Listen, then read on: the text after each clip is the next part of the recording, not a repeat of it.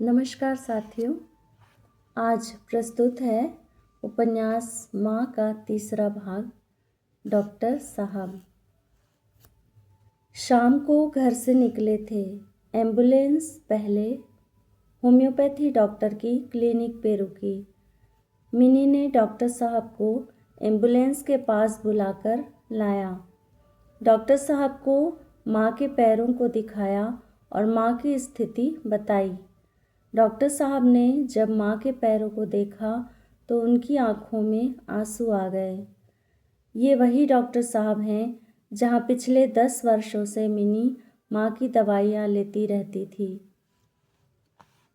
जब mini college में थी तभी डॉक्टर साहब से पहली बार मुलाकात हुई थी। अब डॉक्टर साहब की बेटी का दर्जा मिनी को प्राप्त हो चुका था। नम आँखों से क्लिनिक के अंदर गए और मिनी को बुलाकर माँ के लिए दवाइयाँ दी। बोले कि 2-4 दिन के बाद बताना स्थिति कैसी है। एम्बुलेंस आगे बढ़ी। दिसंबर का महीना था। कड़ाके की ठंडी पड़ रही थी। मिनी ने माँ को देख देख कर संतुष्टि पाई। कुछ दूर जाने के बाद ढोकला खरीदे जिसे माँ आसानी से थोड़ी बहुत खा सके। एम्बुलेंस धीरे धीरे आगे बढ़ रही थी जिससे माँ को कोई तकलीफ़ ना हो। मिनी के हाथों से माँ ढोकला खा रही थी। जब ब्रेकर आता था तो माँ को थोड़ी तकलीफ़ होती थी। इस वजह से गाड़ी की गति बड़ी धीमी थी। मिनी ने बेटे को फ़ोन करके कहा, बेटा अपने कमरे में नानी के लिए एक बिस्तर बिछा के रखना, हम लोग नानी को लेकर आ रहे हैं। बेटे ने खुश होकर कहा, हाँ मम्मी। घर पहुंचते तक रात के 11 बज चुके थे। कॉलोनी के सभी घर बंद हो चुके थे। एम्बुलेंस कॉलोनी में आई। बेटे ने द्वार खोला। एम्बुलेंस की पटरी जब बिस्तर के नीचे रखे तो बेटा देखकर अवाक हो गया। बोला, ये क्या हो गया नानी को मम्मी? मिनी खामोश रही। माँ को बिस्तर पर लेटाए। एम्बुलेंस चली गई। बेटे ने खाना भी बनाकर रखा था। सभी फ्रेश होकर खाना खाए। माँ बहुत खुश थी। माँ को निगलने में थोड़ी परेशानी हो रही थी, इसलिए एक कटोरी में दाल लेकर चम्मच से मिनी ने धीरे धीरे माँ को थोड़ी दाल पिलाई, क्योंकि उसे पता था दाल के पानी से माँ को कुछ तो एनर्जी मिलेगी। सारे लोग स्थिति परिस्थिति देखकर थके हुए थे। हालांकि माँ को देखकर सभी की नींद उड़ी हुई थी, फिर भी आराम तो करना ही था। कोई किसी से कुछ नहीं बोल पा रहा था। मिनी ने सभी से कहा, आप लोग सो जाइए, मैं माँ के पास हूँ।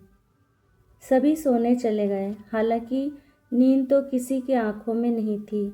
सभी गहरे चिंतन में चले गए थे कि आखिर जिस महिला को उन्होंने एक बहुत ही खूबसूरत सेठानी के रूप में देखा था, उनकी ऐसी हालत आखिर हुई कैसे, ये सोचकर सभी स्तब्ध थे।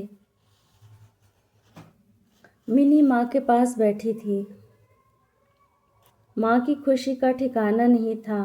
वो एक साथ बहुत सारी बातें बोल जाना चाहती थी, पर बोलते बोलते भूल जा रही थी।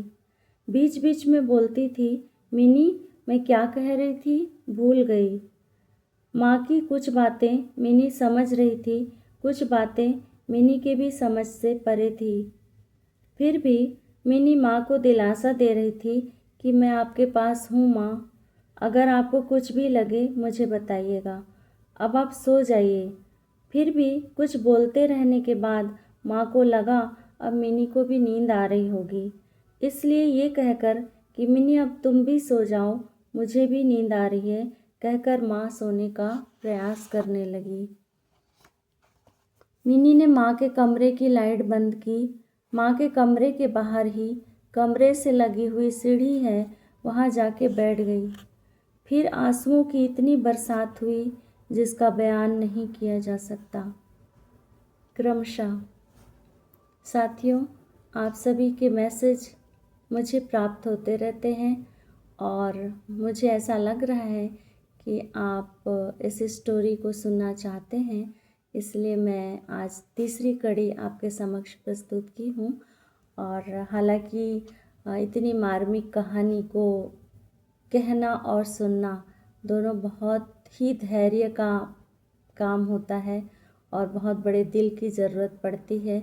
आप सभी को मैं बहुत बहुत धन्यवाद कहना चाहती हूँ। आप मेरे नावल के हर पंक्ति को बड़ी ही गहराई से सुन रहे हैं और अपना कीमती समय दे रहे हैं। इसके लिए मैं आप सभी की बहुत बहुत आभारी हूँ। मेरा उद्देश्य सिर्फ़ और सिर्फ युवा पीढ़ी से यही कहना है कि वो बुज़ुर्गों की हालत को समझने का प्रयास करें और जितना हो सके अपने माता पिता को, अपने आसपास जितने भी बुज़ुर्ग रहते हैं उन्हें भरपूर मान और सम्मान प्रदान करें, क्योंकि ये वही बुज़ुर्ग हैं जिन्होंने अपनी युवावस्था में हमें बहुत कुछ दिया है। सिर्फ हमें ही नहीं, हमारे देश को भी बहुत कुछ दिया है। हमारे देश के लिए हर व्यक्ति कीमती है, चाहे वो बच्चा हो, युवा हो या बुज़ुर्ग हो। बहुत बहुत धन्यवाद आप सभी का। नमस्कार।